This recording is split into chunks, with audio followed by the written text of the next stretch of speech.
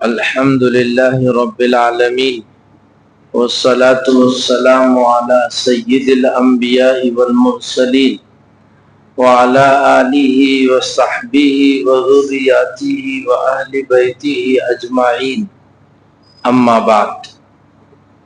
محترم بزرگان دین، مکرم سامعین اکرام، معزز نوجوانان اسلام، السلام علیکم ورحمۃ اللہ وبرکاتہ۔ الحمدللہ گزشتہ دو جمعوں سے سیدنا ابراہیم خلیل اللہ علیہ السلام کی مبارک زندگی کی کچھ اہم جھلکیاں آپ حضرات کی خدمت میں عرض کی گئی۔ اس ماہ مبارک کی خانوادہ ابراہیمی سے خاص تعلق ہے۔ حج ابراہیمی کوششوں کا نتیجہ ہے۔ قربانی بھی اسماعیل اور ابراہیم علیہ السلام کی کوششوں کا نتیجہ ہے۔ اسی مناسبت سے گزشتہ دو جمعوں سے ابراہیم علیہ السلام کی زندگی کے کچھ پہلو آپ کے سامنے عرض کیے گئے۔ گزشتہ مضمون یہاں تک پہنچا تھا، حضرت ابراہیم علیہ السلام اور حضرت سارہ مکۃ المکرمہ بلکہ ملک شام جانے کی تیاری میں تھے۔ راستے میں نمرود سے بات چیت ہوئی اور کچھ واقعات پیش آئے۔ اس کے بعد نمرود نے اپنی بیٹی حضرت سارہ کی خدمت میں پیش کی اور کہا کہ آپ کے ساتھ میری بچی رہے گی تو اچھے کردار اور اچھے اخلاق کے ساتھ زندگی اس کی ہوگی۔ چنانچہ ابراہیم علیہ السلام یہ مختصر سا قافلہ لے کر چلے۔ کچھ ہی دنوں کے بعد حضرت سارہ نے ہاجرہ کا نکاح حضرت ابراہیم علیہ السلام سے کرایا اور اس کے بعد حضرت ہاجرہ سے ایک بیٹا پیدا ہوا جس کا نام ہے اسماعیل علیہ السلام۔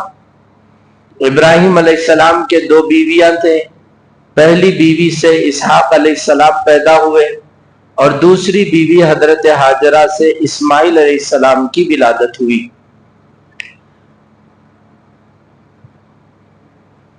اس زمانے میں جو ایک بڑی غیر محسوس طریقے پر کوشش ہو رہی ہے وہ یہ ہے کہ مسلمان کے دماغ کو غیر مسلم کر دیا جائے۔ کچھ ایسا ماحول بنایا جا رہا ہے اور کچھ ایسی باتیں اسلام کی مسلمانوں کے سامنے پیش کی جا رہی ہے کہ ماشاءاللہ ہم کپڑے سے تو مسلمان ہیں، داڑھی سے تو مسلمان ہیں، لیکن دماغ میں ہمارے اسلام کے بارے میں شک پیدا کیا جائے، یہ کوشش ہو رہی اس زمانے میں۔ چنانچہ دیکھیے آپ، آگے ابراہیم علیہ السلام کو حکم ہوا اپنی بیوی اور اپنے بیٹے کو لے کر چلیے، آپ چلتے رہیے۔ ایک غیر آباد جگہ میں ابراہیم علیہ السلام کو حکم ہوا یہاں پہ بیوی اور بچے کو چھوڑ کے چلے جائیں۔ ابھی 4 دن پہلے ایک بہت بڑے آدمی سے بات ہوئی جو قرآن و حدیث کا نعرہ لگا کے ابو حنیفہ اور مسلک احناف کو چھوڑ کر کچھ اور بن گئے۔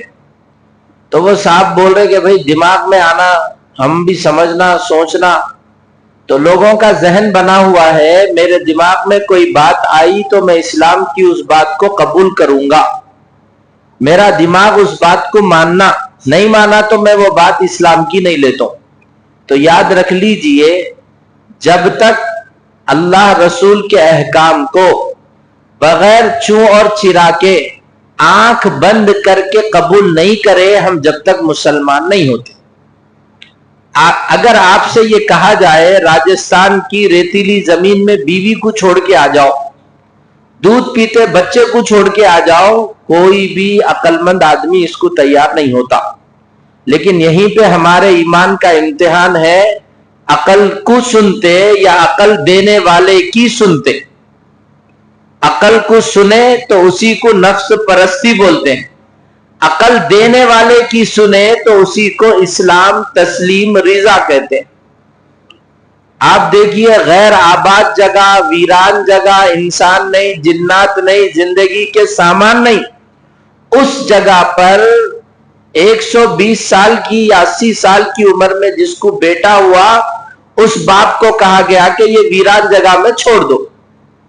تو بہت سے لوگ بول رہے بھائی عورت کو بھی میراث میں مرد کے ویسا برابر ہی حصہ دینا چاہیے تھا نا. عورت تو پاپ بیچاری مظلوم ہے, کماتی نہیں, اس کو بھی مرد کی طرح ڈبل حصہ دینا چاہیے تھا. تو یہ جو اللہ کے حکم پر ایک سوال ہوا نا, یہ اسی لیے ہوا کہ میرا دماغ مسلمان نہیں ہے.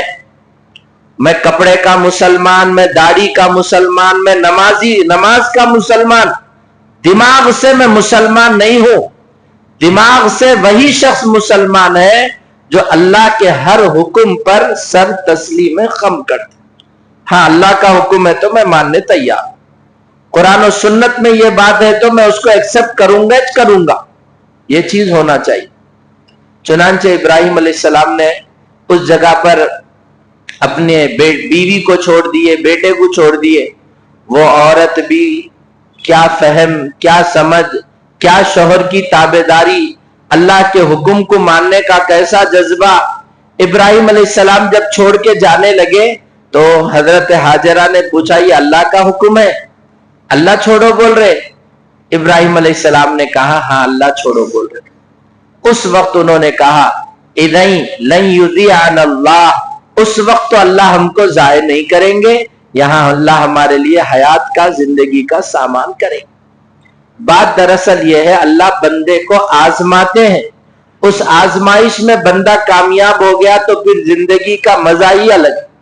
چھوڑ دیے, اکیلے خاتون کو چھوڑ دیے, دودھ پیتے بچے کو چھوڑ دیے. ایسی جگہ پر چھوڑے تھے ابراہیم علیہ السلام, دو پہاڑوں کے بیچ میں. جب تک پانی تھا بچہ جیتا رہا, سینے میں دودھ تھا بچہ سانس لیتا رہا. لیکن جب سب ختم ہو گیا تو بچہ رونا شروع کرا. بچے کے رونے سے حضرت ہاجرہ بہت سمجھیے کہ بے چین ہو گئے. ہمارے گھروں میں بھی بچے روتے, ذرا پوٹا زیادہ رویا تو دعا پڑھاؤ بولتے. ارے بچے رونا جی, جتنا رویا انہیں اتنا کھاتا انہیں, جتنا رویا انہیں اتنا اچھا سوتا انہیں. رات کو پیدا ہو تو زیادہ روتا, دن کو پیدا ہوا تو کم روتا. حضرت شاہ عبد الغنی پھولپوری رحمۃ اللہ علیہ کے پاس ایک خاتون بچے کو لے کے آئے. حضرت بہت رو رہا ہے, انہیں دعا پڑھاؤ بولے. کیا پتے کی بات بولے؟ بھائی اپن بھی نہیں رو رہے, انہیں بھی نہیں رویا, ہمارے گناہوں کی وجہ سے اللہ کا عذاب آتا. ان لوگوں کو تو بھی رونے دو یار, ان کے رونے سے تو ہمارا عذاب آنے والا رک جاتا ہوں گا. رونے والے ختم ہو گئے, کسی کو رونا ہی نہیں آ رہا. دل ایسا پتھر ہو گیا, آنکھوں سے آنسو خشک ہو گئے, نکل رہے نہیں آنسو. تو روتا رہا بچہ. حضرت ہاجرہ بے چین ہو گئے, سیدھا ایک پہاڑ کے پاس جائے. اس ارادے سے گئے کہ چٹان پر سے دور کا زیادہ دکھے گا, کوئی آدمی کوئی قافلہ آیا تو پانی کا انتظام ہو. پانی کی تلاش میں 7 چکر ان پہاڑوں کے لگائے, جن چکروں کو لگاتے لگاتے آج ہم تنہا بے دم ہو جاتے. عمرہ پہ گئے, حج پہ گئے تو چکر لگانے کو ہوا نکل جاتی, لیکن اکیلے بچے کو چھوڑ کے بے بس بے کسی کی عالم میں 7 چکر لگائے. اسلام نے عورتوں پہ بہت ظلم کیا, اسلام عورتوں کے ساتھ ناانصافی کیا. اسلام نے جتنا عورتوں کو عزت دی دنیا میں کوئی بھی اتنا عزت نہیں دیا. آپ دیکھیے ایک عورت کی چال اللہ کو اتنی پسند آئی, حج کا عمل بتا دیے, قرار دیے, اور ہر حاجی پر واجب ہے کہ وہ صحیح کرے, دوڑ لگائے, اس اماں جان کی نقل کرے. اتنی عزت اسلام میں کسی بھی مذہب نے اتنی عزت عورت کو نہیں دی جتنی عزت اسلام نے عورت کو دی. ان کی کوشش. اس کے بعد جہاں بچے کو لٹائے تھے وہ بچہ زمین پر پیر رگڑ رہا تھا. انہوں دوڑ رہے تھے, بچہ زمین پہ پیر رگڑ رہا تھا. اس دنیا کی ترقی محنت اور قربانی پر ہے. جو جتنی محنت کرے گا اس دنیا میں اللہ اس کو اتنی دنیا دیں گے. سونے والوں کے لیے دنیا نہیں ہے, 1 بجے اٹھ کے دکان کھولنے والوں کے لیے ترقی نہیں ہے. ایک ماروڑی سے میری تفصیلی بات ہوئی تھی تو انہیں ایک جملہ بولا میرے کو, ماروڑی کیوں آگے بڑھتا دیکھیے, جہاں جاتی نہ ریل گاڑی اور جہاں جاتی نہ بیل گاڑی وہاں پہ جاتا مارواڑی. پوری استقامت کے ساتھ کوشش کرتا, دنیا پر زبردست محنت کرتا. ہم جو ہے محنت میں پیچھے ہیں. اس دنیا کا اصول ہے، جو جتنی محنت کرے گا اللہ اس کو اتنی دنیا دیں گے۔ دنیا دینے کے واسطے ایمان ضروری نہیں ہے، آخرت دینے کے واسطے ایمان ضروری ہے، دنیا دینے کے واسطے محنت ضروری ہے۔ جو جیسی اور جتنی محنت کرے گا اللہ اس کو اتنی دنیا دیں گے۔ نہیں مول صاحب، ہمارے کو جو ہے سو کیا کہتے ہیں، آسانی سے پیسہ آ جانا، جلدی ڈبل ٹیبل ہو جانا، جلدی ریٹرن مل جانا، اپن دیکھتے کہ مہینے 2 مہینے میں انہیں اپنے کو زیادہ پیسے دے دینا، اس سوچ کا سب سے زیادہ مسلمان شکار ہے۔ ابھی ہمارے پاس بورا بنڈے میں 20 کروڑ یا 30 کروڑ لے کے ایک آدمی بھاگ گیا۔ کیا کرتا تھا؟ آپ 1 لاکھ روپے دیے، ایک ہفتے میں آپ کو 10,000 دے دیتا، 1 لاکھ کے، پھر 15 دن میں آپ کو پھر 10,000 دیتا تھا۔ ایسا کوئی 5 لاکھ دیے تو ان کو 50,000 دے دیتا تھا ایک ہفتے میں۔ اس طریقے سے تقریباً 30 کروڑ کا پیسہ لے کے فرار۔ تو ایسا چٹپٹ مالدار کوئی بھی نہیں بن سکتے۔ یہ دنیا کا مزاج اور اس دنیا کی ترقی کا اصول یہ ہے، آپ جتنا پسینہ بہائیں گے، جتنا محنت کریں گے، جتنی کوشش کریں گے، اللہ اتنی آپ کو ترقی دیں گے، آپ کو اتنی دولت دیں گے۔ چنانچہ اماں کی چکر، بیٹے کی رگڑ اتنا کام کی کہ زمزم کا پانی وہاں سے پھوٹنے لگا چشمہ۔ حضرت ہاجرہ نے فوراً پانی نکلتے ہی منڈیر لگا دیا۔ عورت گوری ہے کہ کالی ہے کہ پڑھی لکھی ہے کہ انجینئر ہے کہ عالمہ ہے کہ اس کے ضرورت نہیں ہے۔ عورت کا حسن تو اس کے ہاتھوں کے کام میں ہے۔ کسی عورت کو دیکھنے کے لیے گھر میں جاتے تو پہلے لوگ گھر کے سامانوں کی ترتیب کو دیکھتے تھے، سامان کس طرح گھر میں رکھا گیا، سجایا گیا۔ آج گھر کے اندر ہے سو چیزوں کو دیکھتے، کتنی فریج ہے، کتنے پیسوں کی الماری ہے، کتنی بڑی ٹی وی ہے۔ تو کسی بھی لڑکی کا انتخاب کرنے جا رہے ہیں آپ، اس کا کام دیکھیے۔ ایک چائے کی پیالی اور پانی کا گلاس دینے سے اندازہ ہو جاتا انہیں کتنا بنی ہوئی ہے، کتنا ترتیب ہے۔ ایک بچہ گاڑی پارک کرتا، اس کی پارکنگ سے اندازہ ہو جاتا وہ بچہ کتنا اخلاق والا ہے، کتنا کردار والا ہے۔ عورت کے لیے سب سے ضرورت ہے گھر کے کاموں کو خوش اسلوبی کے ساتھ اچھے انداز سے کرنا۔ سب پڑھا دیے، گھر کا کام بچے کو نہیں سمجھائے، بچی کو نہیں بتائے، وہ بچی ڈاکٹر رہ کے بھی زندگی توڑ دے گی، عالمہ رہ کے بھی زندگی توڑ دے گی۔ گھر کے کاموں کو اچھے اسلوب سے، اچھے ڈھنگ سے کرنے آنا۔ دیکھیے، جب حضور صلی اللہ علیہ وسلم کو یہ معلوم ہوا حضرت ہاجرہ جو سو پانی کا منڈیر لگائے، تو آپ نے دعا دی، بخاری شریف میں ہے، رحم اللہ اماں جان ہاجرہ پہ رحم کرے، اگر انہوں یہ سنجیدگی اور اسلوب کے ساتھ منڈیر نہیں لگاتے، زمزم کا پانی مکہ کے گلیوں میں بہنے لگتا۔ بے ڈھنگی عورت کبھی بھی خاندان کو، گھر کو سکون نہیں دے سکتی۔ صبح جلد نہیں اٹھنے والی عورت کبھی بھی اپنے گھر کو نہیں اٹھا سکتے۔ ناشتہ بنا کے گھر والوں کو نہیں کھلانے والی عورت کبھی بھی گھر کے اندر خیر اور عافیت کو نہیں لا سکتے۔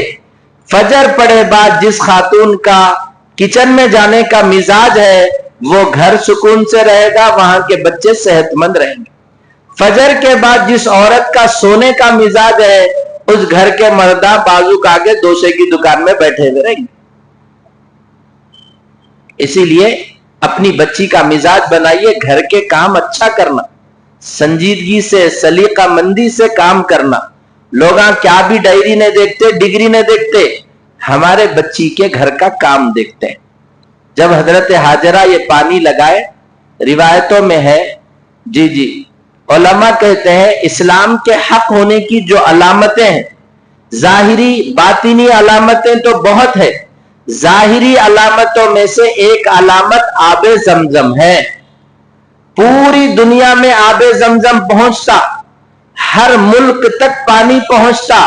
1500 سال نہیں بلکہ 2000، 2500، 3000 سال سے پانی چل رہا۔ آج بھی وہ پانی اسی مزے، اسی ٹیسٹ، اسی لذت کے ساتھ ہے۔ وہ پانی اسلام کے حق ہونے کی علامت ہے۔ پیے آپ کبھی یہ شعور کے ساتھ کہ یہ پانی میرے اسلام کی پہچان ہے۔ اسلام کے حق ہونے کی علامت ہے۔ دنیا کا کوئی پانی بتا دیجئے جس کے اندر اتنا پیور ہو، اتنا صاف ہو اور وہ پانی سڑتا نہیں ہو جیسا کہ زمزم کا پانی۔ بچے کی رگڑ اللہ کو اتنی پسند آئی، اسی پیر سے آب زمزم نکال دیے۔ جب آب زمزم کا پانی پیے، بیٹی میں بیوی میں بچے میں زندگی آئی۔ اس کے بعد جب بچہ چلنے کی عمر کو پہنچا، قرآن کی زبان میں فلما بلغ معہ السعی، جب بچہ چلنے اور دوڑنے کی عمر کو پہنچا، اب اللہ نے عجیب حکم دیا، یا بنی انی ارا فی المنام انی اذبحک فانظر ماذا تری، بیٹا میں خواب میں دیکھ رہا ہوں کہ میں تجھ کو ذبح کر رہا ہوں۔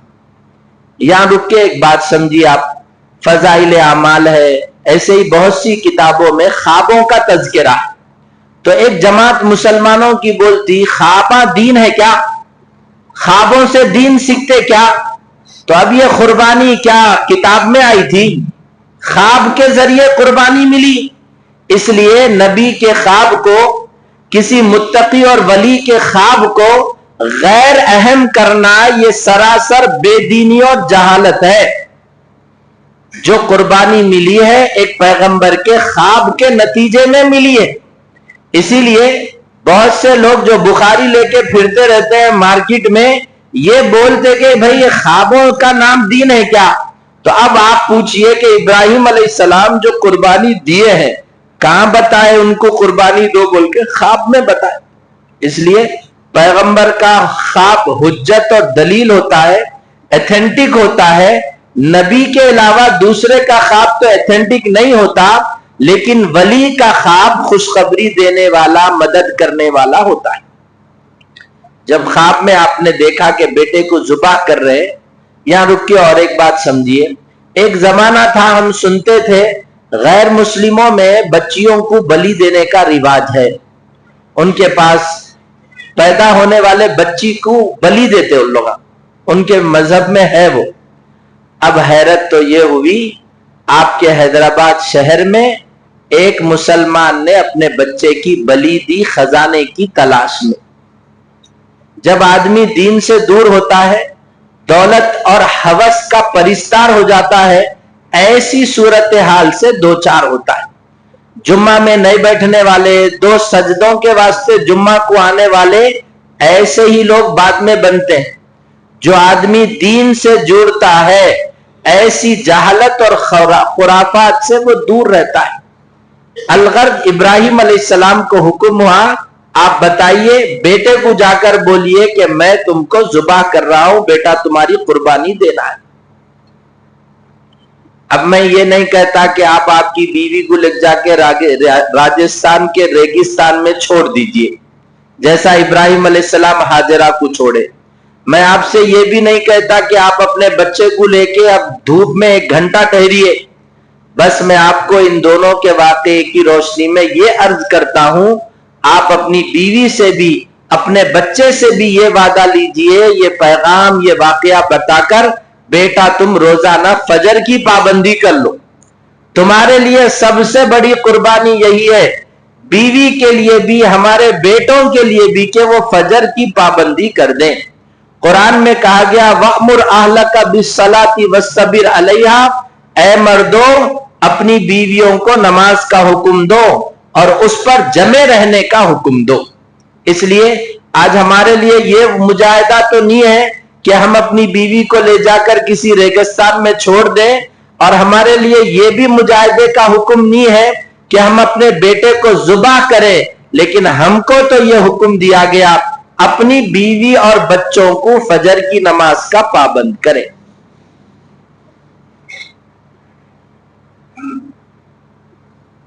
بیٹا میرے خاندان کا ہے تو میرا نام روشن کرتا، بیٹا میرا بیٹا ہے تو میری بات سنتا، یہ لوگوں کو گمان ہے، اسی کے مطابق لوگ جی رہے۔ آپ بھی ابراہیمی بنیے، اپنے بچے کو جا کر کچھ ایک حکم دے کے دیکھیے، اگر وہ بچہ آپ کے حکم کی فرمانبرداری کر رہا ہے، واقعتاً وہ آپ کا بیٹا ہے، فرمانبردار بیٹا ہے۔ اگر وہ بیٹا آپ کے حکم کی عدولی کر رہا ہے، नाफरमानी कर रहा है तो आपको देखने की जरूरत है क्या मेरा बेटा इस्माइली है या मेरा बेटा भी नूह के बेटे की तरह है। नूह अलैहिस्सलाम के बेटे को नूह अलैहिस्सलाम ने कहा था, ए बेटा इरकब माना, हमारे साथ कश्ती में सवार हो जाओ। तो उसने कहा था कि नहीं, मैं पहाड़ पर जाऊंगा। कहीं हमारा बच्चा भी किसी पहाड़ की तलाश में तो नहीं है।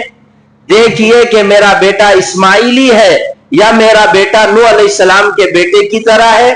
अगर आपका बेटा इस्माइली है तो बहुत मुबारक है, आप भी मुबारक है, आपका बेटा भी मुबारक है।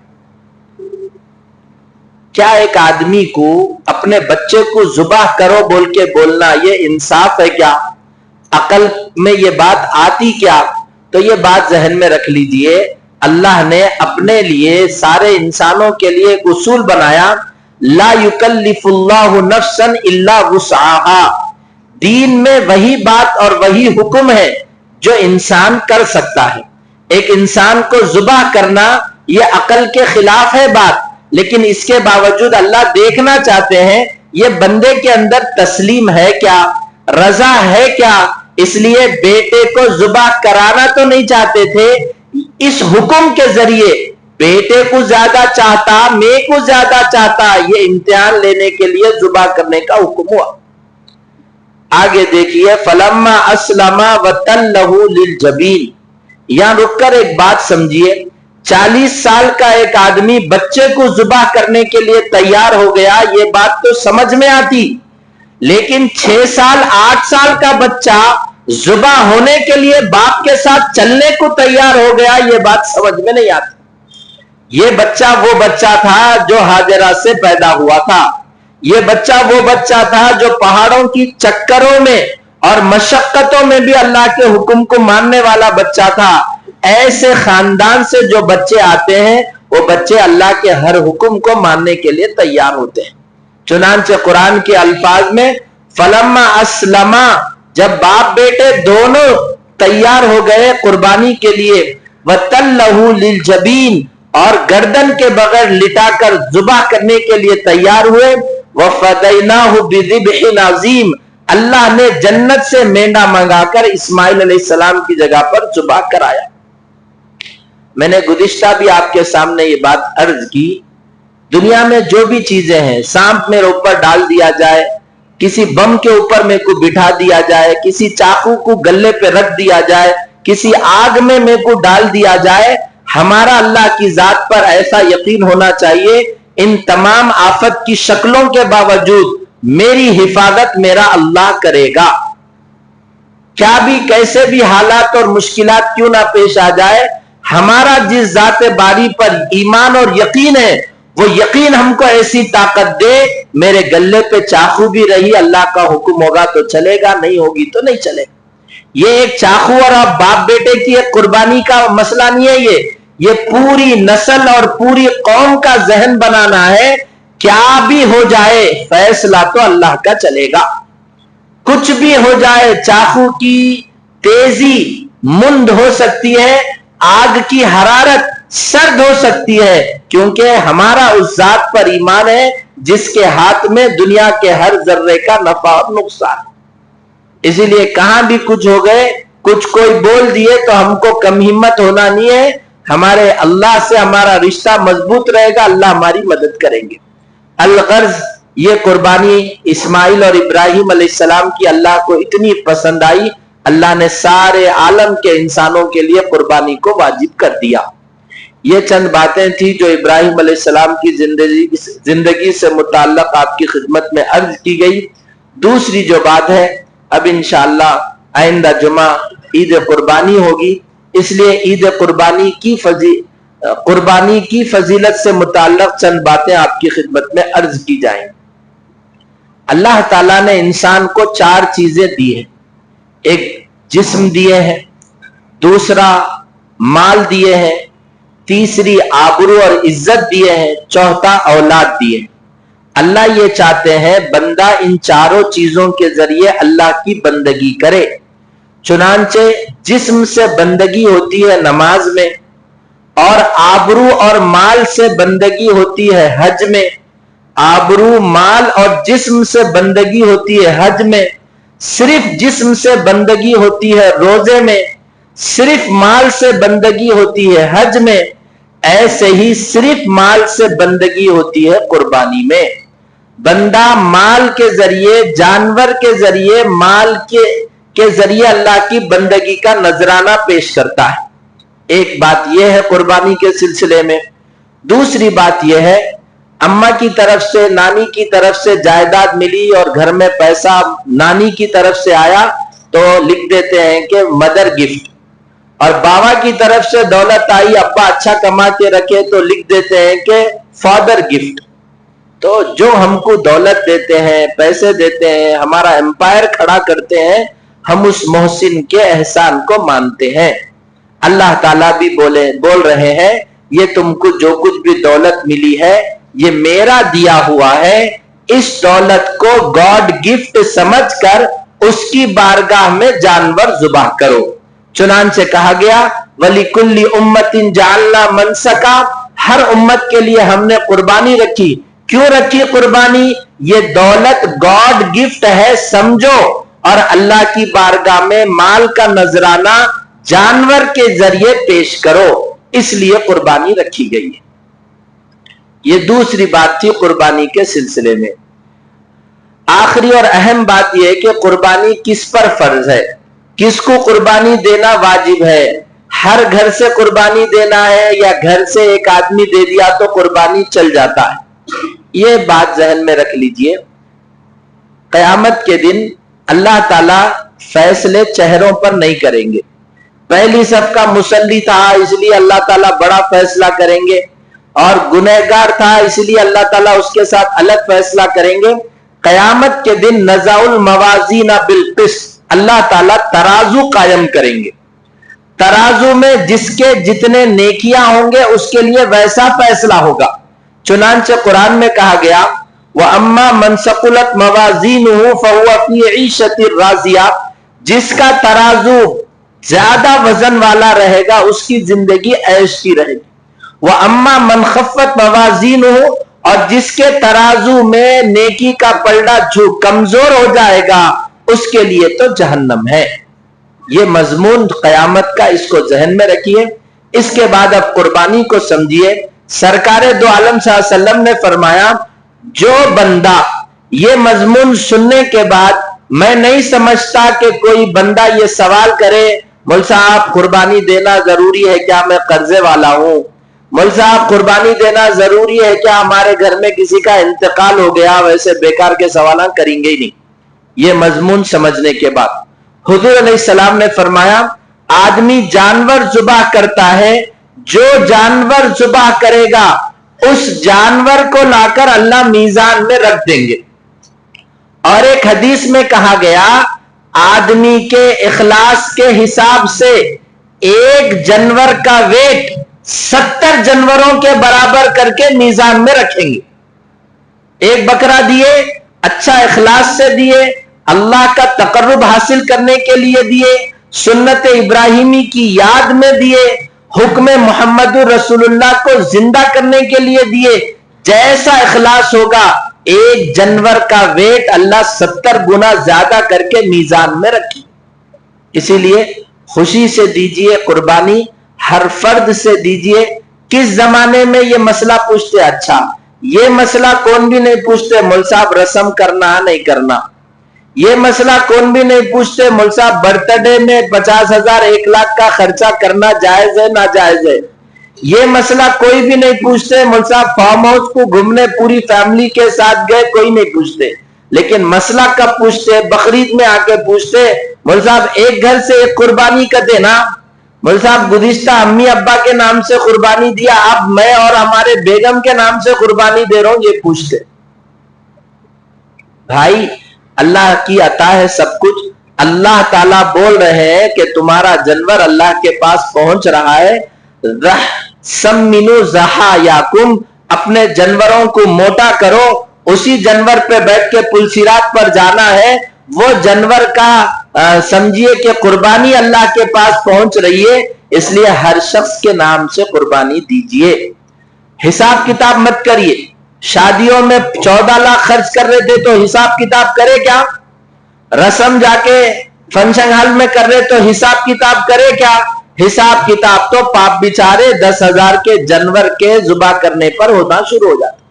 मुल्ला अली कारी रहमतुल्लाह अलैह का एक मशहूर जुमला है, ला इसराफा फिल खैर, खैर में जितना भी पैसा खर्च करेंगे सवाब मिलेगा। हजरत हकीमुल उम्मत अशरफ अली थानवी रहमतुल्लाह अलैह से एक साहब पूछे, उम्दा से उम्दा जानवर ज्यादा जुबा करे तो सवाब कुछ बढ़ता क्या मुल साहब? एक जानवर है 100 किलो का, एक जानवर है 150 किलो का, एक जानवर है 30,000 का, एक जानवर है 45,000 का। 30,000 के जानवर में 45,000 के जानवर में सेम है क्या सवाब? तो हजरत ने कहा, अल्लाह ने, सरकार ने चुप ही नहीं कहा, सम्मिनु ज़हायाकुम, अपने जानवर को मोटा करो। और अल्लाह ने कुरान में कहा, तुम अगर किसी को कोई चीज दे रही तो कम से कम देते हो, अगर कोई तुम्हाको दे रहा तो तुम अच्छा से अच्छा लेना चाहते हो, तो भला बताओ जो जानवर तुम अल्लाह को दे रहे हो वो अच्छा तंदुरुस्त जबरदस्त फरबा दोगे या फिर दुबला पतला मरियल दोगे? इसलिए ये मत सोचिए कि कितने किलो गोश्त आता, ये सोचिए कि ये बारगाह इलाही में जाने वाला जानवर है। इसलिए खूब शौक से अच्छा फरबा उम्दा खूबसूरत जानवर जुबा करिए, हर घर से बेशुमार जानवर जुबा करिए। वो जानवर जुबा नहीं हो रहा साहब, हमारे दिल के जज्बात जुबा हो रहे। तबर्रुक लाए तो नुखला बस्ती में बांटते थे, दरगाह से तो तबर्रुक लाए बोल के। दुनिया का अगर कोई सबसे ज्यादा तबर्रुक है तो वो कुर्बानी होने वाले जानवर का गोश्त सबसे ज्यादा मुतबर्रक है।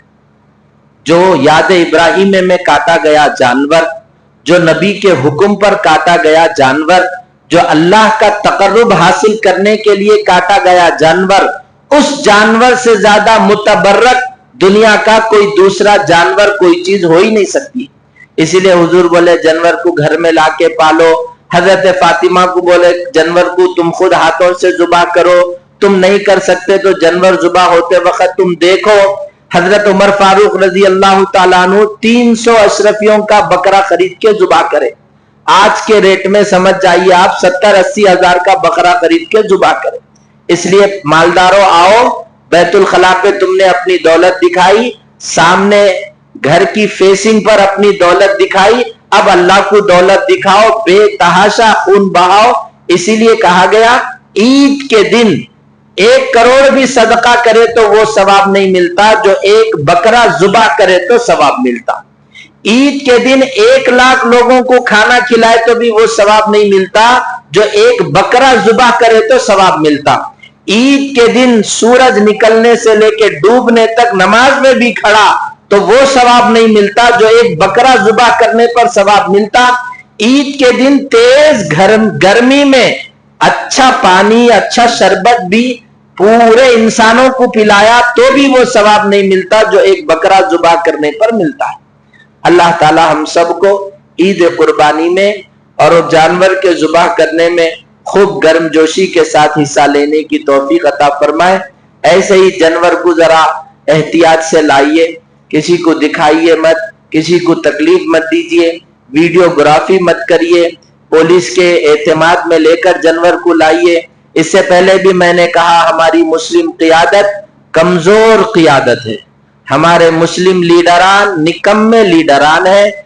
ऐसी डिमांड क्यों नहीं करते सीएम से, हर बस्ती में हर एमएलए की कॉन्स्टिट्यूटी में जानवर लाके वहां पे रखो साहब।